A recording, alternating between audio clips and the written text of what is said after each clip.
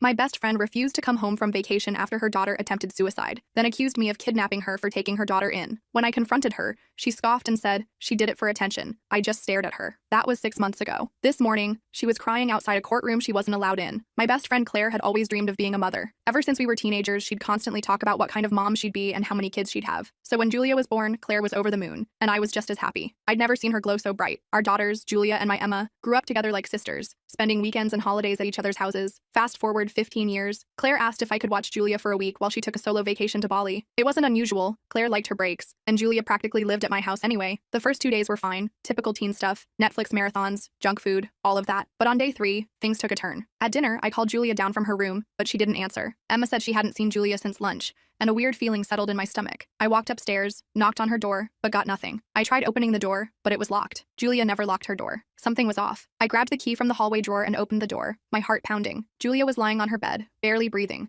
surrounded by empty med bottles and a folded note. My vision blurred as I dialed 911. Emma stood frozen behind me, crying, asking what was happening, but I couldn't find the words. Everything happened fast. The ambulance arrived, and I was answering questions from EMTs while frantically texting a neighbor to watch Emma. On the ambulance ride, I called Claire. She was still at the resort. Through choking sobs, I told her what happened, but instead of sounding even remotely worried, Claire hesitated, then said, "Is it really that serious? Maybe she just wanted attention." I felt my stomach drop. My head spun in disbelief. At the hospital, the doctor explained Julia needed her stomach pumped. I texted Claire immediately. Surely now she'd realize how serious it was. But Claire's next message knocked the wind out of me. Changing flights is $200. It's expensive. Plus, you don't have to go to the hospital every day. That's literally what nurses are for. I stared at my phone, my blood boiling. I wanted to scream, but I knew Julia needed me more than Claire's drama right now. I took off work, used my vacation days, and spent 3 straight nights in the hospital chair beside Julia's bed. One night, she told me she thought Claire didn't love her anymore. She asked why her mom wasn't coming back for her. I didn't know how to respond. I just hugged her, feeling a wave of anger in my chest. Throughout all this, I sent Claire constant updates, photos, and texts, but each response I got back was shorter, colder. Meanwhile, she posted beach selfies, captioning, "Living my best life." It hit me then that the Claire I knew, the devoted mom she always claimed to be, had completely vanished. When Julia was discharged, I prepared a safe, comforting room for her at my place. I tried countless times to talk to Claire about the situation, but she brushed it off every time. Claire finally showed up at my house, a full day after landing, deeply tanned and relaxed. She gave Julia an awkward half-hug, then immediately asked about the luggage she'd left before vacation. As I explained Julia's recovery plan, Claire's eyes darkened, her jaw tightening with every word. Suddenly, Claire snapped. She stood up, accusing me of parenting her child behind her back. Her voice got louder,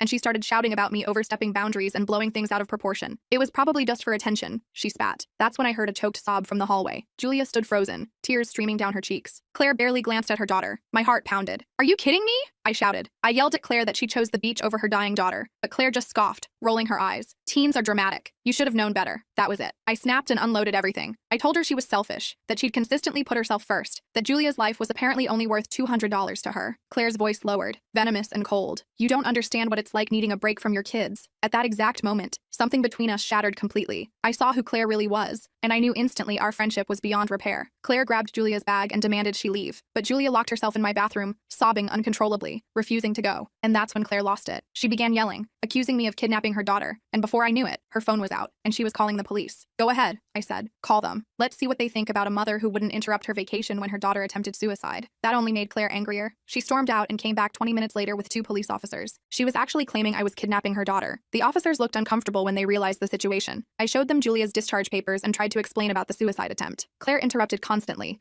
spinning some tale about me being obsessed with her daughter and trying to replace her as Julia's mother. "Ma'am, where is the minor now?" one officer asked. "She locked herself in the bathroom because she's afraid to go with her mother," I explained. The female officer asked if she could try talking to Julia. She knocked gently on the bathroom door. "Julia, I'm Officer Martinez. Can we talk for a minute?" After some coaxing, Julia unlocked the door. She looked terrible, red-faced and trembling. The moment she emerged, Claire started in on her. "Julia, stop this ridiculous behavior right now. You're causing a scene for no reason." The officers exchanged glances. The female officer suggested they talk to Julia privately. Claire objected, but the male officer firmly told her they needed to hear from Julia directly. While they were talking, Claire paced the hallway, loudly complaining about me poisoning her daughter against her. Emma, who'd been sitting quietly in the waiting area, started recording Claire on her phone without anyone noticing. After about 15 minutes, the officers returned with Julia. Officer Martinez said, "This seems beyond our jurisdiction. This is a family matter that needs professional intervention." She made a call, and a CPS worker named Ms. Thompson arrived about an hour later. Ms. Thompson interviewed Julia privately, while Claire continued her tirade about me in the hallway. When Ms. Thompson finished talking with Julia, she suggested that Julia stay somewhere she felt safe for 72 hours,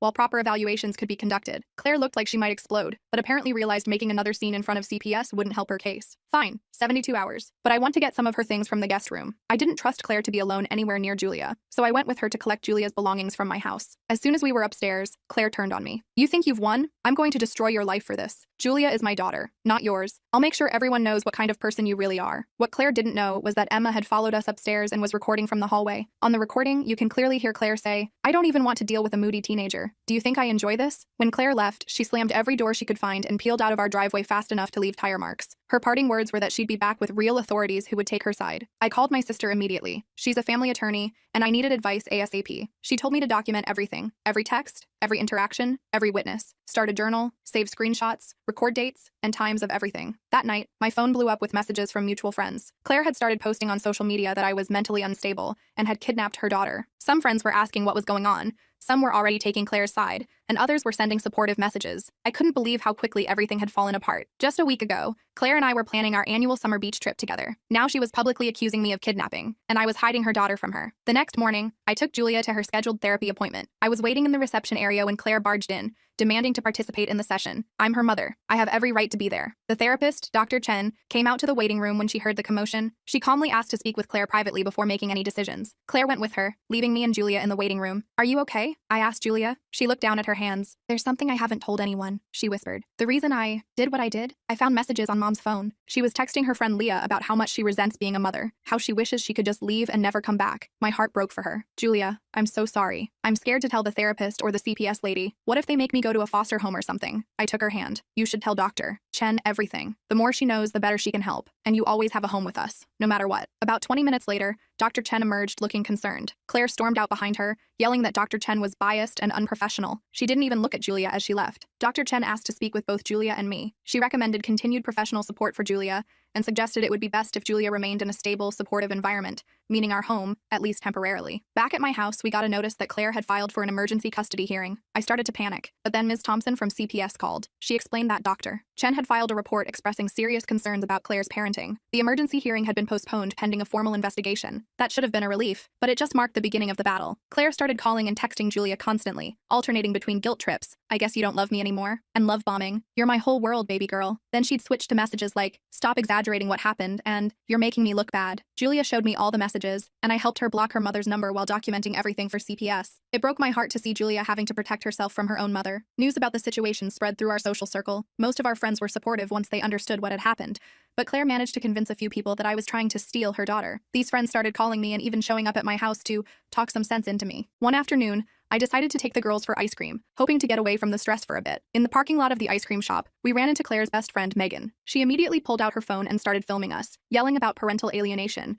and how I was brainwashing Julia. I hustled the girls back to the car while they both cried. This is my life now, documenting everything, consulting with my sister about legal options, supporting Julia through her recovery, and trying to shield both girls from Claire's increasingly erratic behavior. The CPS investigation is ongoing, and Julia's school counselor has been calling me with concerns since Julia hasn't been attending. I keep asking myself how we got here. How did 15 years of friendship disintegrate so completely? And more importantly, how did I never see this side of Claire before? Was she always like this, and I just didn't notice? Or did something change? Whatever the case, I'm committed to being there for Julia for as long as she needs me. She deserves to feel safe and loved, and if Claire can't provide that, then I will. But I'm scared about what Claire might do next. She's already proven she'll go to extreme lengths, even calling the police with false accusations. What happens when the 72-hour period is up? What happens if the courts send Julia back to her? I'm trying to take it one day at a time, but the stress is overwhelming. Emma is worried about her friend. My husband is supportive but concerned about the legal implications, and I'm just trying to keep everything from falling apart completely. The CPS 72-hour cooldown period was almost up, and I was a nervous wreck about what would happen next. Julia hadn't slept through a single night without nightmares since her hospital stay. I'd hear her crying at 2 a.m. and find her sitting in the hallway between our bedroom and Emma's room,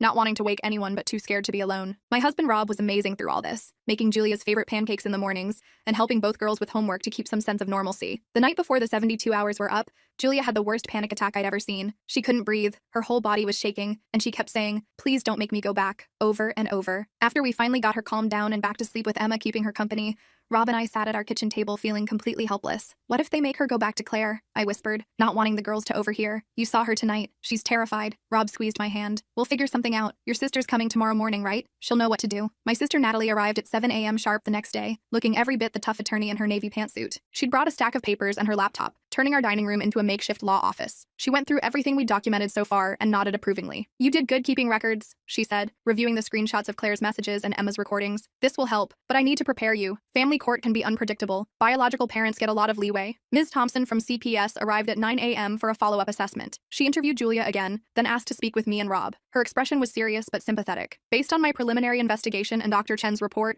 I'm recommending temporary guardianship be granted to you while we complete a more thorough assessment, she told us. However, Claire has hired an attorney who's fighting this hard. There's going to be a hearing tomorrow. I felt a wave of relief followed immediately by dread about facing Claire in court. As if on cue, my phone buzzed with a text from Claire. Hope you enjoyed playing mommy. See you in court tomorrow. The rest of the day was a blur of preparation. Natalie coached Julia on what to expect if the judge wanted to speak with her. Rob took Emma to his parents' house. We decided it was better if she wasn't around for the stress of the hearing. I could barely eat or sleep, my mind racing with worst-case scenarios. The family court was smaller than I expected, more like a conference room than the dramatic courtrooms you see on TV. Claire was already there when we arrived, sitting beside a slick-looking attorney in an expensive suit. She didn't acknowledge us, just stared straight ahead with a slight smirk on her face. Julia gripped my hand so tight it hurt. I could feel her trembling next to me. Natalie kept a reassuring hand on her shoulder as we took our seats. The judge was an older woman named Judge Patel with reading glasses and a no-nonsense expression. She reviewed the case file for what felt like forever before addressing the room. I've reviewed the reports from Child Protective Services and Dr. Chen, as well as the hospital records, she said. I'd like to speak with Julia privately in my chambers. Claire's attorney immediately objected, claiming I had coached Julia. The judge overruled him and led Julia away. Those 15 minutes were the longest of my life. Claire kept glaring at me from across the room while her attorney whispered to her. When they returned, Julia looked drained but somehow calmer. Judge Patel adjusted her glasses and addressed the court. Based on all evidence before me, including my conversation with Julia,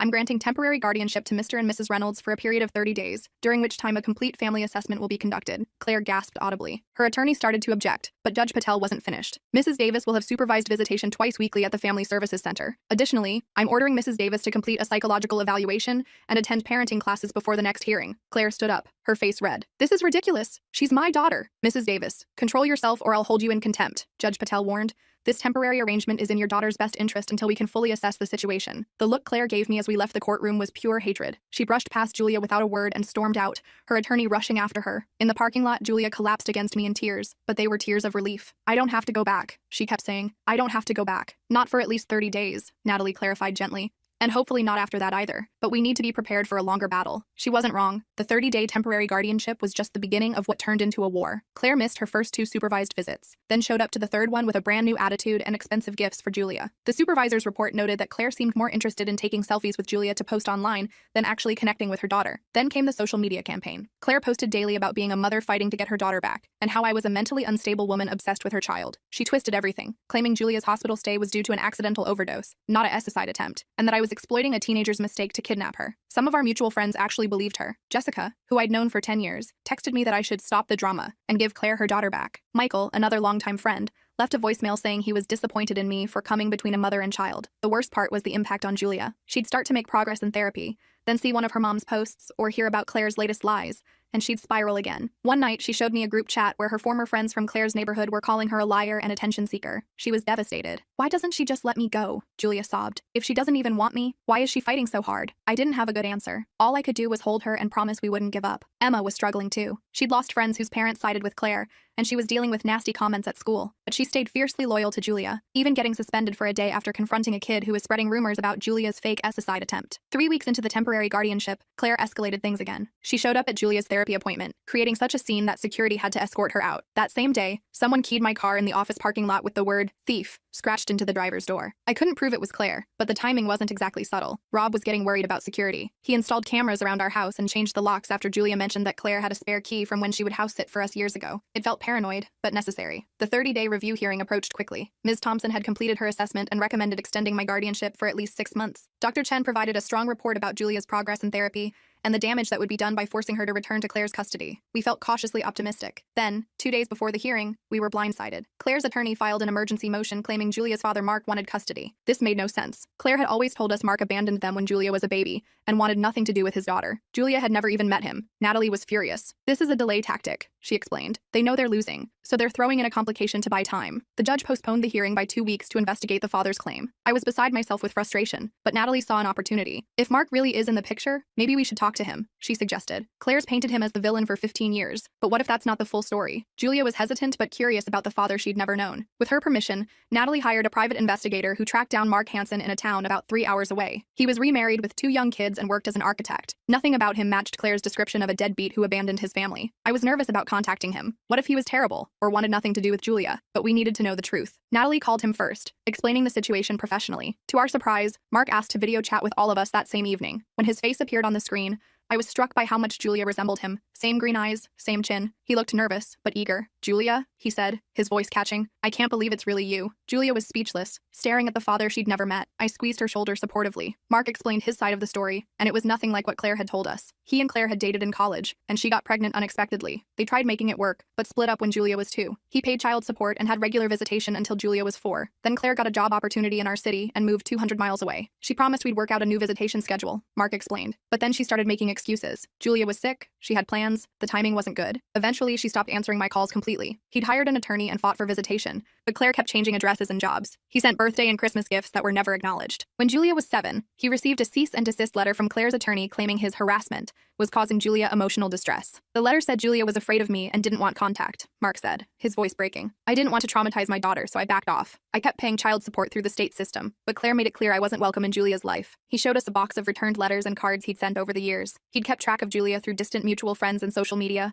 always hoping she might reach out when she was older. Julia was crying quietly beside me. "She told me you left because you didn't want a kid," she said. "She said you never paid child support or sent birthday cards." Mark shook his head sadly. "I never stopped trying, Julia. I never stopped loving you." It was a lot for Julia to process. After the call, she shut herself in her room for hours. When she finally came out, her eyes were puffy from crying, but she seemed stronger somehow. "I want to meet him," she said decisively. "In person." Mark drove down that weekend. The meeting was awkward at first. How could it not be? But watching them together, seeing the same mannerisms, the same way they both talked with their hands when excited, was remarkable. Mark brought photo albums of Julia's early years and his side of the family she'd never known about. Julia discovered she had 2 half-siblings, a stepmother named Karen who was a high school art teacher, and grandparents who'd been keeping gifts for her birthday every year, hoping to give them to her someday. While they were getting to know each other, I stepped outside to give them privacy and found a notification on my phone. Claire had posted a photo of herself looking sad next to a picture of Julia as a toddler, with the caption, "Missing my baby girl who was manipulated into thinking I'm a bad mother. Now her father who abandoned us is pretending to care after 15 years of absence. Money changes people." I wanted to throw my phone across the yard. The audacity of her lies was unbelievable. But then Rob showed me something else. Claire's story was starting to unravel publicly. Former classmates of Claire and Mark were commenting on her post with their memories of what actually happened. Mark's sister had posted counter-evidence showing the child support payments and returned gifts. Claire's carefully constructed narrative was falling apart. The extended custody hearing finally arrived. Mark attended, not to seek custody himself, but to support Julia's desire to stay with us, while he gradually built a relationship with her. His testimony about Claire's parental alienation clearly impacted Judge Patel. Claire's attorney tried to paint Mark as an opportunistic absent father, but the evidence of his efforts to stay connected was overwhelming. The real bombshell came from an unexpected source. Claire's current boyfriend Taylor showed up to testify. Claire looked shocked to see him there. Clearly, she hadn't anticipated this. Taylor testified that Claire had confessed to him that she deliberately kept Julia from her father and had been using her daughter primarily for social media content about being a dedicated single mom. Claire completely lost it in the courtroom, screaming that Taylor was lying because she dumped him. Judge Patel had to threaten her with contempt of court again to restore order. When the dust settled, Judge Patel extended my guardianship of Julia for 6 months, with Claire limited to supervised visitation once a week. She also granted Mark visitation rights and ordered family therapy for all parties involved. Claire was required to complete parenting classes and individual therapy before the court would reconsider her custody position. Outside the courtroom, Claire stormed up to me, her face twisted with rage. "This isn't over," she hissed. "You've turned everyone against me, but I'll get my daughter back." Mark stepped between us. "Claire, that's enough. This isn't about you versus Sarah. It's about what Julia needs right now." Claire ignored him, focusing her fury on me. "You think you're so perfect. Such a great mother. I'll make sure everyone knows the truth about you." Taylor, who was still nearby, pulled Claire away before security needed to get involved. I was shaking as we left the courthouse, but Julia looked calmer than she had in weeks. She'd stood up to her mother in court, telling Judge Patel clearly that she didn't feel safe with Claire and wanted to stay with us. It had taken tremendous courage. Life settled into a new normal for a few weeks. Julia continued therapy twice weekly. She started visiting Mark and his family on occasional weekends, building a relationship gradually. She even returned to school part-time, with a modified schedule and support from the school counselor. Claire, meanwhile, attended exactly 1 parenting class before dropping out. She skipped her first 2 supervised visits with Julia,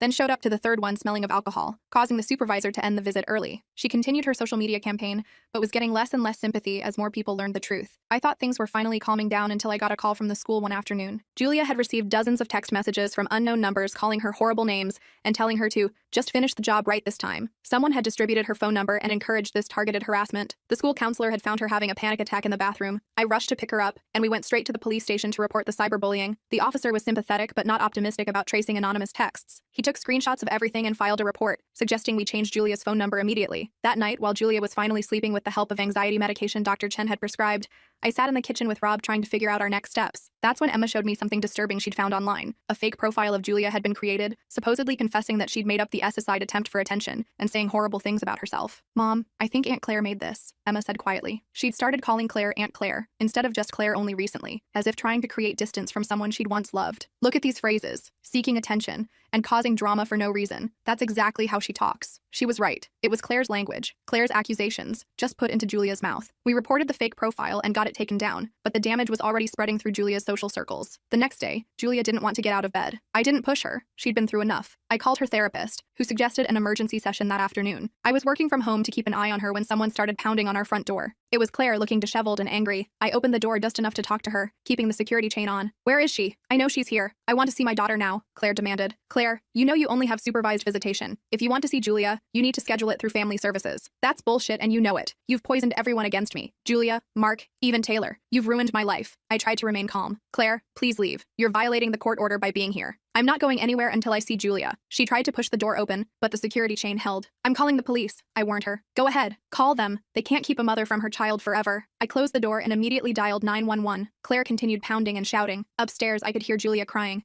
I texted Rob, who was at work, letting him know what was happening. The police arrived within minutes. Claire immediately switched to a tearful, vulnerable persona, claiming she was just a concerned mother trying to check on her daughter after hearing she wasn't in school. The officers, thankfully, had been briefed on our case and knew about the court orders in place. They firmly but politely escorted Claire off our property, warning her that she could be arrested if she returned. As they were leaving, Claire looked back at the house and shouted, "I'll never stop fighting for her. Never." The incident shook all of us. Julia was terrified that Claire would come back when the police weren't around. Emma was angry, saying she wished Claire would just disappear. Rob started talking about installing better security systems, maybe even moving to a different neighborhood. Dr. Chen suggested that Julia write a letter to Claire, not to send, but to express all her feelings that she'd been bottling up. Julia spent hours on it, filling pages with years of hurt, confusion, and anger. When she finally let me read it, I was struck by her insight and maturity. "I think I understand now," she wrote. "Mom never really wanted me for me. She wanted what I represented, the perfect daughter for her perfect mom image. When I started having my own problems and opinions, I didn't fit her story anymore. But I'm not a character in her story. I'm a real person." Reading those words broke my heart, but also filled me with pride for this incredible young woman. Despite everything, Julia was finding her voice and her strength. A week later, we got news that would change everything again. The police had traced the anonymous harassing text to a burner phone purchased at a convenience store near Claire's apartment. The store had security footage of Claire buying the phone. Additionally,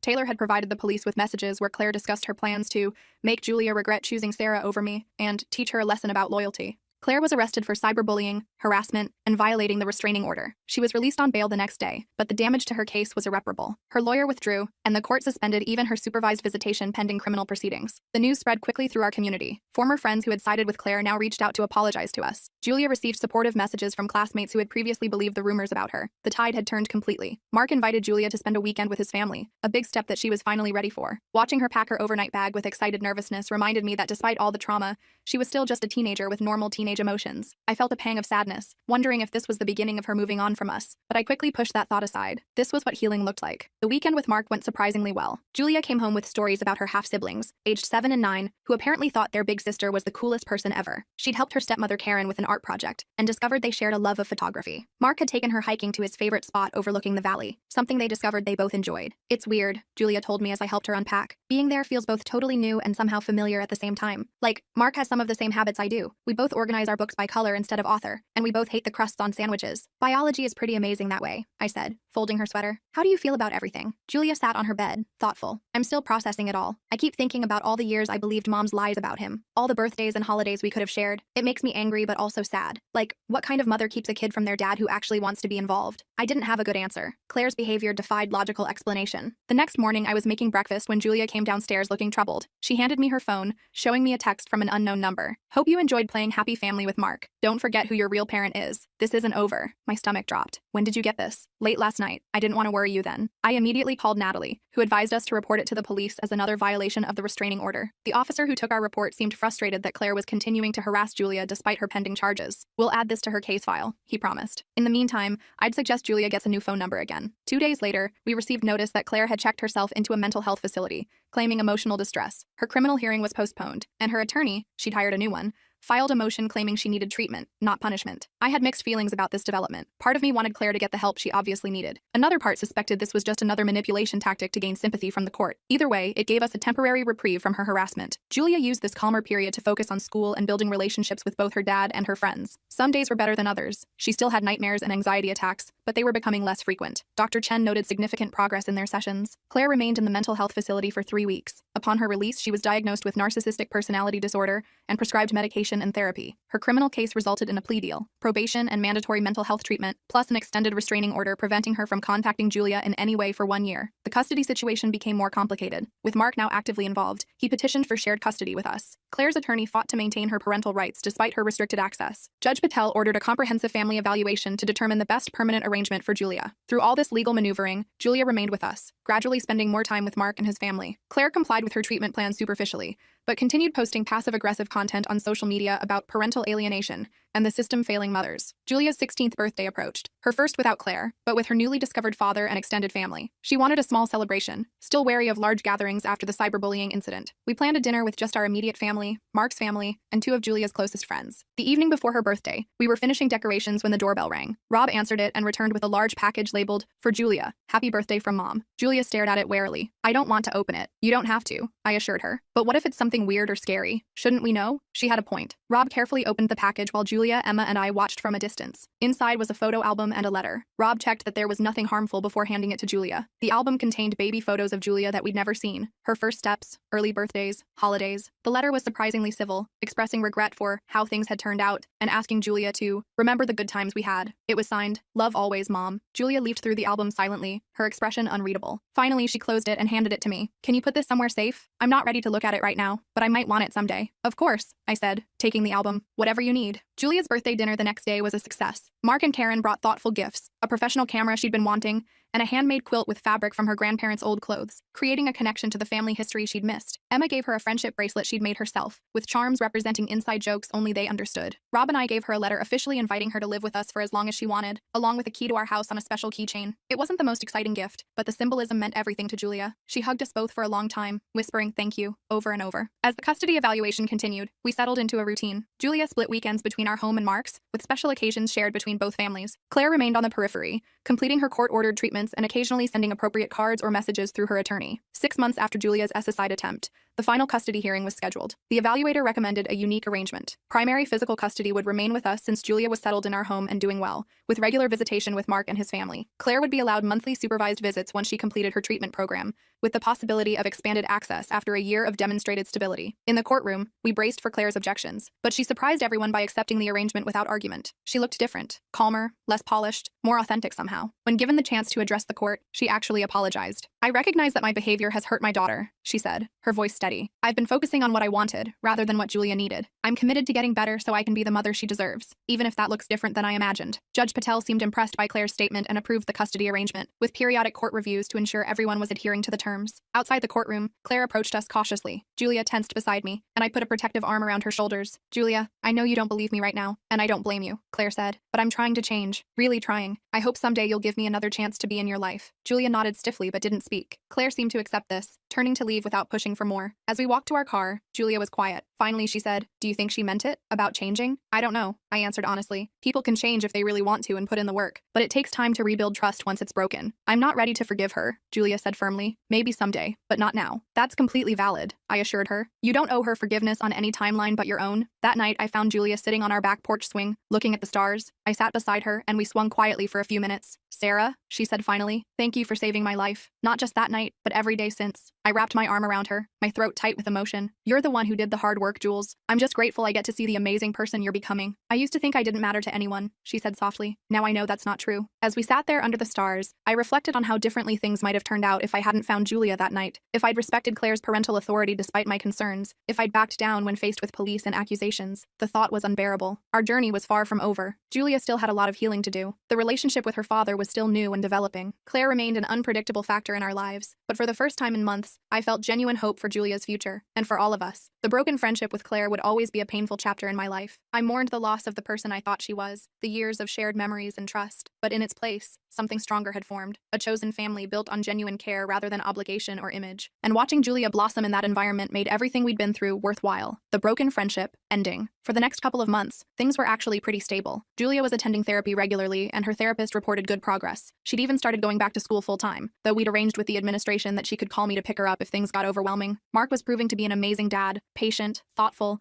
and totally committed to building a relationship with Julia at her pace, but I should have known Claire wouldn't stay quiet for long. Right after winter break, Julia came home from school looking upset. Apparently, Claire had created a whole Mother's Rights Facebook group specifically about our situation. She'd recruited some moms from Julia's old neighborhood and was posting daily about being separated from her child by a manipulative friend. The worst part was she'd posted old photos of Julia without permission, including some from her hospital stay. How did she even get those? Julia asked, her hands shaking as she showed me her phone. I never gave her permission to share these. I called Natalie immediately, and she helped us file a complaint for violation of the restraining order and unauthorized use of Julia's images. But the damage was already spreading online. Some of Claire's followers had found Julia's social media and were sending her nasty messages about being ungrateful to her mother. We thought we'd have to fight this new battle, but something unexpected happened. One of the moms in Claire's group, a woman named Diane, reached out to me privately. She'd joined thinking she was supporting a wronged mother, but after seeing some inconsistencies in Claire's stories, she'd done some digging. I found the court records, Diane wrote, and they don't match what Claire's telling everyone. I confronted her about it, and she went ballistic, accusing me of betraying her. I think several people are starting to see through her act. Sure enough, within days, Claire's support group imploded. Several members posted public apologies to Julia after discovering they'd been manipulated. Claire took down the entire group and went suspiciously quiet online. Do you think she's finally giving up? Rob asked hopefully one night after the girls had gone to bed. I shook my head. I don't think Claire knows how to give up. She's just regrouping. I was right. 2 weeks later, Julia came to me with another concerning development.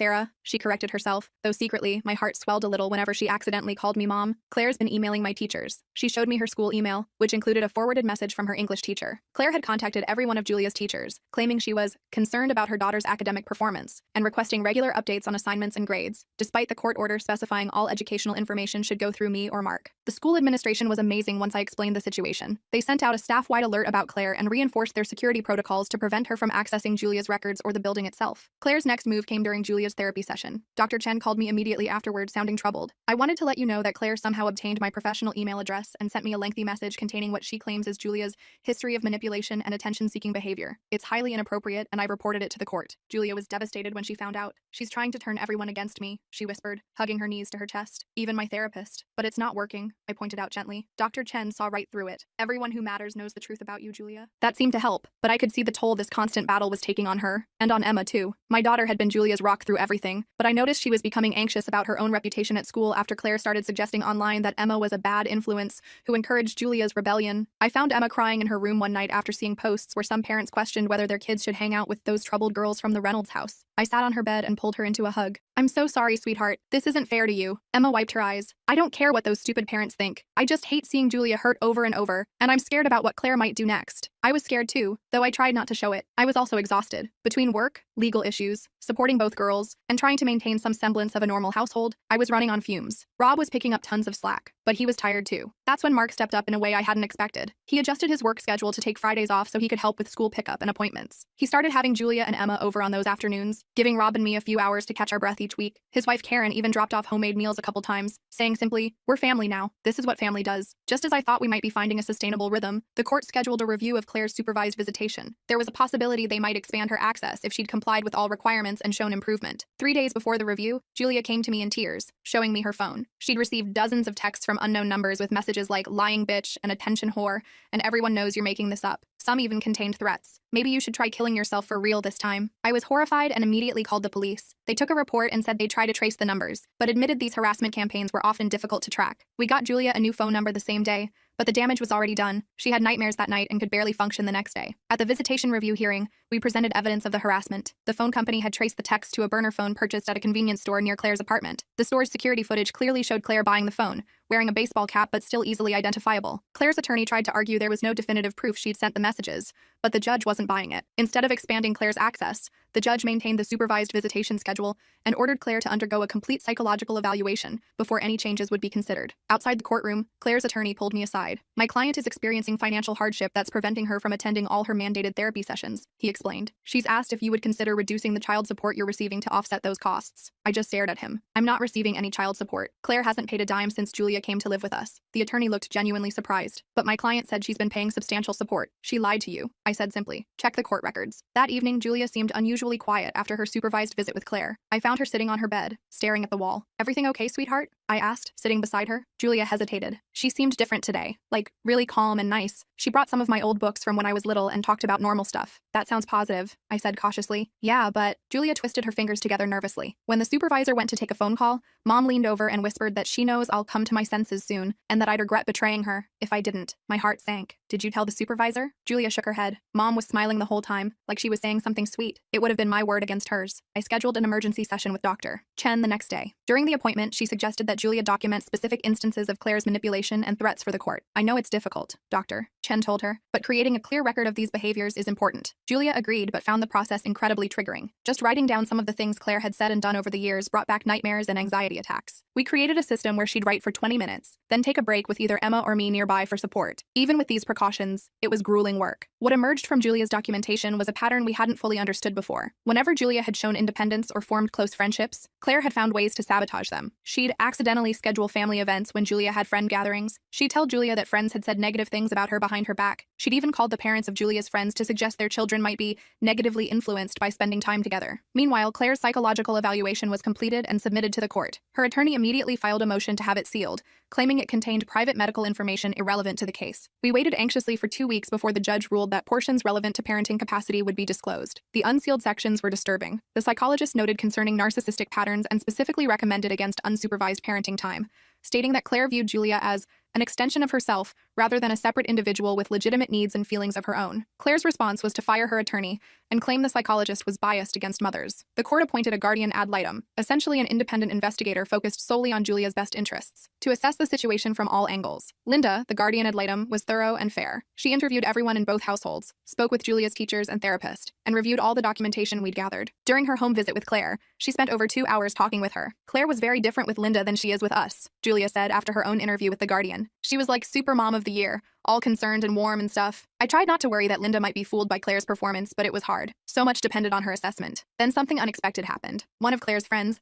a woman named Patricia, who'd initially been hostile toward me, reached out asking to meet for coffee. I was suspicious but agreed to meet in a public place. Patricia fidgeted with her coffee cup for several minutes before finally speaking. Claire asked me to lie to the guardian, she blurted out. She wanted me to say I'd witnessed all these perfect mother-daughter moments between her and Julia over the years, but I can't do it, not anymore. She explained that Claire had coached her on exactly what to say, including specific events that Patricia had never actually witnessed. I've been friends with Claire for years, and I always thought you were the bad guy in this story, but now I'm not so sure. Patricia provided a sworn statement about Claire's attempted witness tampering, which we immediately forwarded to Linda and the court. Even more surprising, a few days later, Mark received a call from Taylor, Claire's now ex-boyfriend. He'd ended their relationship after discovering the extent of Claire's manipulation and wanted to provide information he thought might help protect Julia. I should have spoken up sooner, Taylor told Mark. I saw warning signs but didn't want to believe it. Claire was obsessed with what she called winning against you guys, but she barely mentioned Julia's well-being. It was all about proving she was right. Taylor provided screenshots of disturbing messages where Claire discussed using Julia to maintain her Mother of the Year image on social media and complained about how much easier life would be without teenage drama. Linda's final report to the court was comprehensive and unflinching. She recommended Julia remain in my custody with continued therapeutic visitation with Claire. But the report contained something none of us had anticipated: concerns about Claire's financial exploitation of Julia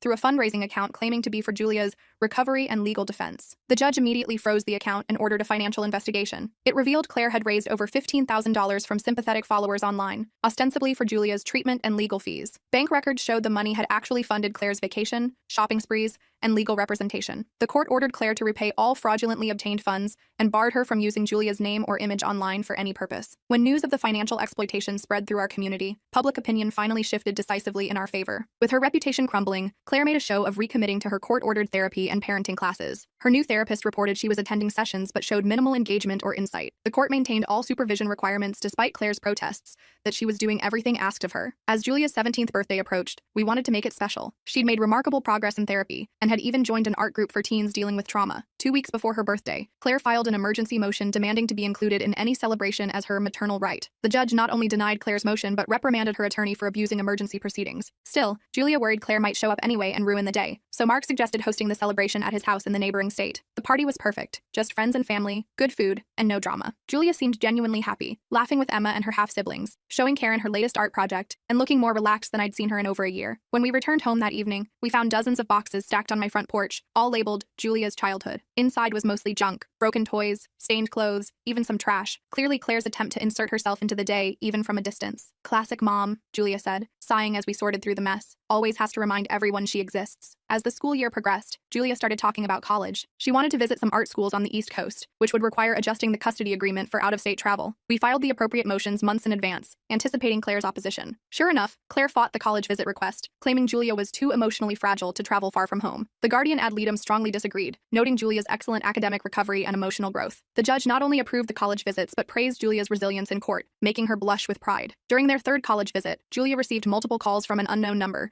which she ignored following our safety protocols. That night, she got a text with a photo of Claire standing outside the campus building they'd toured that day, clearly showing she'd followed them across state lines. We immediately contacted campus security and cut the visit short. The incident crossed a clear legal line, resulting in formal stalking charges against Claire. As the court date approached, her attorney proposed a comprehensive settlement on all outstanding issues. The offer seemed suspiciously reasonable at first glance. Claire would drop all custody claims in exchange for structured visitation, and Julia maintaining her mother's health insurance into college. But something felt off, so we requested a mediation session, rather than simply signing the agreement. In mediation, Claire initially appeared cooperative, even apologizing for any misunderstandings. But when discussion turned to Julia's college choices, her true motivation emerged. She insisted Julia attend her alma mater where Claire had connections, essentially trying to control Julia's college experience and regain access to her life. When we rejected that demand, Claire's facade crumbled completely. She accused Julia of being manipulated and ungrateful, her voice rising with each word until the mediator had to end the session. The mediator later recommended the court be informed of Claire's continuing control issues. Following the failed mediation, Claire escalated her online campaign again. But this time, her mother's rights group quickly imploded, as members realized they were being manipulated when Claire's documented actions didn't match her victim narrative. The criminal stalking case proceeded with solid evidence from the college incident. 2 days before the hearing, Claire checked herself into a mental health facility, resulting in a postponement of the proceedings. After a 3-week hospital stay, Claire emerged with a bipolar disorder diagnosis that she immediately tried to use as justification for all her actions. But the treating psychiatrist's report noted that mental health issues didn't explain the calculated nature of many of her behaviors. As Julia's 18th birthday approached, we were all aware of its significance. Once she turned 18, many court-mandated restrictions would naturally expire. Claire sent a certified letter announcing she would appear at our house at midnight when Julia